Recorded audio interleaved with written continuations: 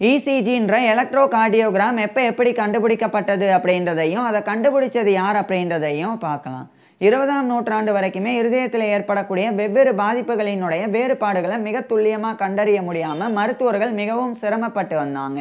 இந்த நிலையில தான் 1780களில் லூயிஜி கேல்வானின்ற ஒரு இட்டாலியன் ஃபிசிஷியன் ஒரு இறந்த தவளையினுடைய காலில் எலக்ட்ரிசிட்டியை அப்ளை பண்ணி ஒரு எக்ஸ்பிரிமெண்ட்டாக பண்ணாங்க. இந்த எக்ஸ்பிரிமெண்ட்டோடைய முடிவில் அந்த இறந்த தவளையினுடைய காலில் எலக்ட்ரிசிட்டி அப்ளை ஆன உடனே அந்த கால் ட்விட்ச் ஆனது. இந்த பரிசோதனை தான் மனித உடலில் எலக்ட்ரிசிட்டியினுடைய பங்களிப்பு என்ன அப்படின்றத புரிஞ்சுக்கிறதுக்கு காரணமாக அமைஞ்சது. இதுக்கப்புறமா 1816ஆம் ஆண்டு ரெனே லேனக் அப்படின்ற ஒரு பிரெஞ்சு பிசிஷியன் ஸ்டெத்தஸ்கோப்பை கண்டுபிடிச்சாங்க. இதுக்கப்புறமா மனிதர்களினுடைய இதய பாதிப்புகளினுடைய வேறுபாடுகளை கண்டறிகிறதுக்கு மருத்துவர்கள் 2 முறைகளை பின்பற்றினாங்க. ஒன்று, இந்த ஹார்ட் சவுண்ட்ஸை கண்டறிகிறதுக்காக ஸ்டெத்தஸ்கோப்பை பயன்படுத்தினாங்க. இன்னொன்று பல்ஸ் ரேட்ஸை மெஷர் பண்ணாங்க. இந்த 2 முறைகளை பின்பற்றி தான் இருதயத்தில் என்ன பாதிப்பு இருக்கும் அப்படின்றத மருத்துவர்கள் கணிச்சாங்க. உதாரணமாக இப்போ ஹார்ட் பீட் ரொம்ப வேகமாக இருந்தது அப்படின்னா அப்போ அது ஒரு விதமான பாதிப்பு இருக்கும் அப்படின்னும், அதே மாதிரி ஹார்ட் பீட் ரொம்ப மெதுவாக இருந்தது அப்படின்னா அப்போ அது அப்நார்மலாக வேறு ஏதோ பாதிப்பு இருதயத்தில் இருக்குது அப்படின்னும், அதே சமயம் ஒரு நிமிஷத்துக்கு 70லிருந்து 72 முறை சரியாக இருதய துடிப்பு இருக்குது அப்படின்னா அப்போ அது ஹார்ட்டில் எந்த ப்ராப்ளமும் இல்லை, ஹார்ட் நார்மலாக இருக்குது அப்படின்னும், இது மாதிரியான அந்த முறைகளை ஸ்டெத்தஸ்கோப்பை பயன்படுத்தி பின்பற்றினாங்க. அதேமாதிரி பல்ஸ் ரேட்ஸ் இப்படி கை வச்சு பார்க்கறதன் மூலமாகவும் இருதயத்தில் ஏற்படக்கூடிய பாதிப்புகள் பற்றி கண்டறிஞ்சு வந்தாங்க. ஆனால் இது எல்லாமே ஓரளவுக்கு தான் கை கொடுத்ததே ஒழிய முழுமையாக என்ன பாதிப்பு இருக்கிறது அப்படின்றத மிக துல்லியமாக கண்டறிகிற அளவுக்கு இந்த ரெண்டு டயக்னாஸ்டிக் மெத்தட்ஸும் அந்தளவுக்கு எஃபெக்டிவாக இல்லை. ஏன் அப்படின்னா சில பாதிப்புகளினுடைய அறிகுறிகள் எல்லாமே ஒரே மாதிரி இருக்கும். உதாரணமாக ஆஞ்சைனா, ஹார்ட் அட்டாக், இந்த ரெண்டுமே வேறு வேறு. ஆஞ்சைனா அப்படின்றது இருதயத்துக்கு சரியாக பிளட் சப்ளை இல்லை அப்படின்னா அப்போ சில பாதிப்புகள் ஏற்படும். அந்த பிரச்சனை தான் ஆஞ்சைனா அப்படின்றது. அதே சமயம் ஹார்ட் அட்டாக் எல்லாருக்கும் தெரியும், மாரடைப்பு அப்படின்றது. ஆனால் இந்த 2 பிரச்சனையும் ஏற்பட்டால் செஸ்ட் பெயின், அதாவது நெஞ்சு வலி, அதுக்கப்புறம் ஷார்ட் ஆஃப் பிரெத், அதாவது மூச்சு திணறல் ஏற்படுறது, அதே மாதிரி ஹார்ட் பீட்டில் இருக்கக்கூடிய ரிதம் அதில் மாறுபாடு ஏற்படுறது. இந்த 3 அறிகுறிகளுமே ஆஞ்சைனா ஏற்பட்டாலும் இருக்கும், ஹார்ட் அட்டாக் ஏற்பட்டாலும் இருக்கும். இதனால் இந்த அறிகுறிகளை வச்சு மட்டுமே என்ன பிரச்சனை அப்படின்றத மருத்துவர்களால் கண்டறிய முடியாது.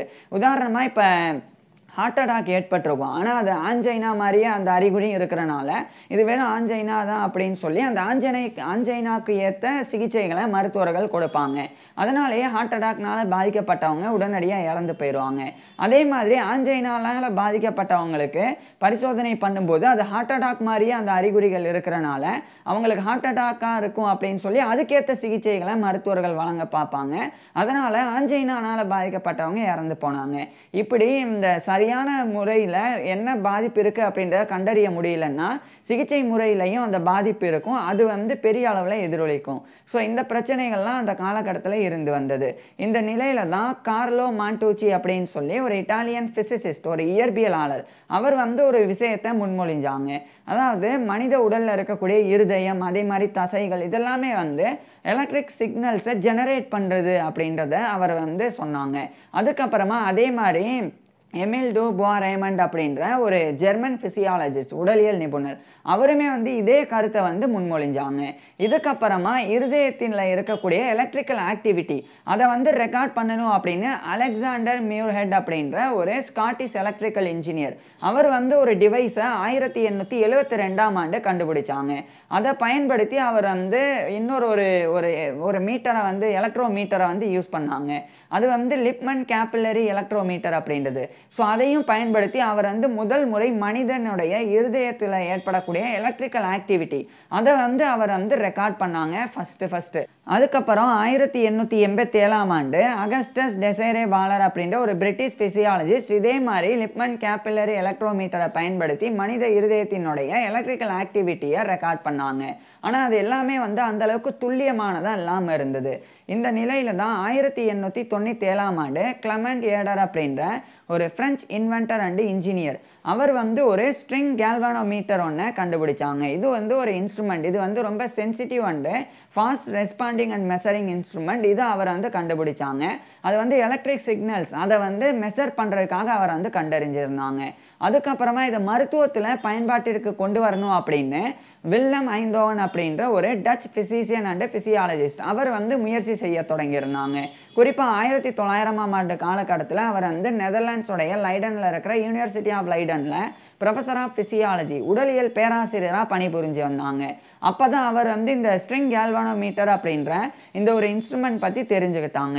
பிறகு இதை வந்து நம்மளுடைய மனித இருதயத்தில் ஏற்படக்கூடிய எலக்ட்ரிக்கல் ஆக்டிவிட்டியை மெஷர் பண்ணுறதுக்காக பயன்படுத்தலாம். இப்படி பயன்படுத்தினா அதை வந்து சரியாக மெஷர் பண்ணுறதன் மூலமாக எந்த மாதிரியான பாதிப்புகள் வந்து இருதயத்தில் இருக்குது அப்படின்றத கண்டறிய முடியும் அப்படின்றத வில்லம் ஐந்தோவன் அப்படின்ற அந்த ஒரு மருத்துவர் வந்து கருதினாங்க. இதுக்காக 1901ஆம் ஆண்டு ஒரு பெரிய ஒரு புரோட்டோடைப்பை அவர் வந்து உருவாக்க தொடங்கினாங்க. அதுக்காக அவர் வந்து அந்த ஸ்ட்ரிங் கேல்வானோமீட்டர் அப்படின்ற அந்த இன்ஸ்ட்ருமெண்ட்டை எடுத்துக்கிட்டாங்க. அதுக்கப்புறமா ஒரு திங் வயரை வந்து எடுத்துக்கிட்டாங்க. அது வந்து ஃபிலிமெண்ட் அப்படின்னு அழைக்கப்படும். அந்த வயரை எடுத்துக்கிட்டாங்க. அதுக்கப்புறமா எலக்ட்ரோ மேக்னெட்டிக்ஸை வந்து ஏற்படுத்தினாங்க. மின்காந்தத்தை வந்து தூண்டினாங்க. அதன் மூலமாக மேக்னெட்டிக் ஃபீல்டு வந்து ரொம்ப பவர்ஃபுல்லாக வந்து உருவானது. ஸோ அந்த காந்தப்புலம் வந்து உருவானது. அதுக்கப்புறம் அந்த மேக்னெட்டிக் ஃபீல்டுக்கு இடையில் வந்து இந்த தின்னான வயர், ரொம்ப மெல்லிய அந்த வயர் ஃபிலிமெண்ட்டை வந்து அவர் வந்து செலுத்தினாங்க. அதுக்கப்புறம் அந்த ஒரு ஸ்ட்ரிங்கில் வந்து எலக்ட்ராய்ட்ஸை வந்து அவர் வந்து பொருத்தினாங்க. அதை பொருத்தினதுக்கப்புறமா மனித உடலில் அந்த ஸ்ட்ரிங்கோடைய முனையில் பொருத்தப்பட்டிருக்கக்கூடிய எலக்ட்ராய்ட்ஸ் அதை வந்து இருதயத்தில் வைக்கும்போது மனிதனுடைய எலக்ட்ரிக்கல் ஆக்டிவிட்டி இருதயத்தில் இருந்து எலக்ட்ரிக் சிக்னல்ஸ் வந்து வெளியேறும்போது அது வந்து அந்த எலக்ட்ராய்ட்ஸ் மூலமாக அந்த ஸ்ட்ரிங்கில் வந்து கடத்தப்படும். அப்படி அந்த ஒரு வயரில் வந்து போக ஆரம்பிக்கும் போது அது வந்து மேக்னெட்டிக் ஃபீல்டுக்கு இடையில தான் அந்த வயர் இருக்குது. அதனால நம்மளுடைய ஹார்ட்டோடைய எலக்ட்ரிக்கல் சிக்னல்ஸ், அந்த எலக்ட்ரிக்கல் இம்பல்சஸ் அது வந்து அந்த ஒரு வயர் மூலமாக ட்ராவல் பண்ணும்போது அங்கே வந்து மேக்னெட்டிக் ஃபீல்டு இருக்கிறனால அந்த ஒரு வயரானது இப்படி மூவ் ஆக ஆரம்பிக்கும். அது வந்து வளைஞ்சு வளைஞ்சு மூவ் ஆக ஆரம்பிக்கும். ஸோ இந்த மூவ் ஆக ஆரம்பிக்கிற அந்த ஒரு விஷயத்தை வந்து கரெக்டாக வந்து காட்சிப்படுத்தணும் அப்படின்னு வில்லம் ஐந்தோவன் வந்து நினச்சாங்க. அதுக்காக அவர் வந்து ஒரு ஃபோட்டோகிராஃபிக் ஒரு பேப்பரை வந்து எடுத்துக்கிட்டாங்க. அதை ஒரு ரோலாக வந்து உருவாக்கி அதை வந்து ஒரு பக்கம் வச்சுட்டாங்க. இப்போ அதை எப்படி பண்ணார் அப்படின்னா, இங்கே வந்து ஃபோட்டோகிராஃபிக் அந்த பேப்பரோடைய ரோலை வந்து வச்சிடுறது. இதுக்கப்புறமா இங்கே வந்து மேக்னெட்டிக் ஃபீல்டு இருக்கும். அந்த மேக்னெட்டிக் ஃபீல்டுக்கு இடையில தான் வந்து அந்த தின்னான ஸ்ட்ரிங் வந்து வந்திருக்கும். ஸோ அதில் தான் வந்து எலக்ட்ராய்ட்ஸ் இருக்கும். இங்கே வந்து மனிதன் இருப்பாங்க. மனிதனுடைய இருதயத்தில் அந்த ஒரு எலக்ட்ராய்ட்ஸை வந்து வச்சா அதன் மூலமாக இந்த எலக்ட்ரோட்ஸை வந்து வச்சா அதன் மூலமாக அந்த ஒரு ஸ்ட்ரிங்கில் வந்து எலக்ட்ரிக்கல் சிக்னல்ஸ் வந்து பாஸ் ஆக ஆரம்பிக்கும். ஸோ அது பாஸ் ஆகும்போது மேக்னெட்டிக் ஃபீல்டு இருக்கிறனால அந்த ஸ்ட்ரிங் வந்து மூவ் ஆக ஆரம்பிக்கும். அப்போ இந்த பக்கம் ஒரு லைட்டை வந்து வில்லம் ஐந்தோவன் வந்து அடித்தாங்க. அப்படி லைட் அடிக்கும்போது இந்த ஒரு வயர் வந்து இப்படி மூவ் ஆகுறது எலக்ட்ரிக்கல் சிக்னல்ஸுக்கு ஏற்ற மாதிரி மூவ் ஆகும். ஸோ அந்த மூவ் ஆகுறது இந்த லைட் வந்து பட்டு அந்த மூவ் ஆகிற இடம் வந்து நிழல் விழும் இந்த ஃபோட்டோகிராஃபியில். ஸோ அந்த மாதிரி நிழல் விழுறத அப்படியே வந்து அந்த கண்டினியூவாக வந்து இது இப்படி ஆடிட்டே இருக்கும். அதனுடைய லைட் வந்து இந்த ஃபோட்டோகிராஃபிக் ரோலில் தொடர்ந்து விழுந்துகிட்டே இருக்கும். அதை அப்படியே ரெக்கார்ட் பண்ணாங்க. ஸோ அப்படியே ரெக்கார்ட் பண்ணுறதன் மூலமாக மனிதனுடைய அந்த எலக்ட்ரிக்கல் சிக்னல்ஸ் வந்து எப்படி இருக்குது அப்படின்றத அந்த வேவ் அந்த அலையாக இருக்கிறத வச்சு அந்த ஃபோட்டோகிராஃபியை பயன்படுத்தி கண்டுபிடிச்சிடலாம். அந்த மாதிரி வில்லம் ஐந்தோவன் வந்து இதை யோசித்து இதை வந்து பண்ணாங்க. அதனுடைய ஃபஸ்ட்டு ப்ரோட்டோடைப்பை 1901ஆம் ஆண்டு வில்லம் ஐந்தோவன் வந்து பண்ணாங்க. அதுக்கப்புறமா அதை 1903ஆம் ஆண்டு மிகப்பெரிய அளவில் கொண்டு போனாங்க. அதில் ஆரம்பத்தில் வந்து வாட்டர் கூலிங்கை வந்து பயன்படுத்த வேண்டிய நிலை இருந்தது. ஏன்னா மேக்னெட்டிக் ஃபீல்டை வந்து ரொம்ப பவர்ஃபுல்லாக வந்து பயன்படுத்துறதுனால கூலிங் வாட்டரையும் பயன்படுத்த வேண்டி இருந்தது. அது மட்டும் இல்லாமல் இவர் கண்டுபிடிச்சிருந்த அந்த ஒரு எலக்ட்ரோ கார்டியோகிராம் இசிஜி, அதுதான் அந்த ஒரு இவர் கண்டுபிடிச்சிருந்த அந்த ஒரு மிஷின் எலக்ட்ரிக்கல், அதாவது இருதயத்தினுடைய எலக்ட்ரிக்கல் சிக்னல்ஸை வந்து ஃபோட்டோகிராஃப் பண்ணி சரியாக வந்து தெரிஞ்சுக்கிறதுக்காக இவர் உருவாக்கின அந்த டிவைஸ் தான் இசிஜி, எலக்ட்ரோ கார்டியோகிராம் அப்படின்றது. ஸோ அதை வந்து வில்லம் ஐந்தோவன் வந்து உருவாக்கின பிறகு அதை 5 நபர்கள் வந்து ஆப்ரேட் பண்ணணும். 5 நபர்கள் தேவை அதை ஆப்ரேட் பண்ணுறதுக்கே. ஸோ அந்த மாதிரி இருந்தது. அதே மாதிரி அதனுடைய எடை வந்து 270 கிராம் வரைக்கும் இருந்தது. இதுக்கப்புறம் இது 1911ஆம் ஆண்டு பயன்பாட்டிற்கு வந்தது. அதுக்கப்புறமா போக போக இந்த ஒரு இசிஜி எலக்ட்ரோ கார்டியோகிராஃபி அதனுடைய மிஷினானது ரொம்ப புரோட்டோடைப்பாக வந்து வர ஆரம்பிச்சிருந்தது. மேலும் அது வந்து போர்ட்டபிளாகவும் வர ஆரம்பிச்சிருந்தது. ஒரு இடத்துல இருந்து இன்னொரு இடத்துக்கு ஈஸியாக கொண்டு போகிற மாதிரி. அது மட்டும் இல்லாமல் அது வந்து டிஜிட்டல் சிஸ்டமாகவும் அந்த இசிஜி வந்து மாறி இருக்கு. இன்றைய அளவில் பெரிய அளவில் இந்த இசிஜி ஆனது பரிணாம வளர்ச்சி அடைஞ்சிருக்கு. ஸோ அதுக்கு அடித்தளமிட்டது வந்து இந்த வில்லம் ஐந்தோன் தான். அவர் தான் வந்து இசிஜி அப்படின்ற அந்த ஒரு இசிஜி மெஷினை வந்து 1901ஆம் ஆண்டு கண்டுபிடிச்சாங்க. அது அவர் அப்படி தான் அந்த பரிசோதனைகள் நான் ஏற்கனவே சொன்னேன், பரிசோதனைகளை பயன்படுத்தி கண்டுபிடிச்சாங்க.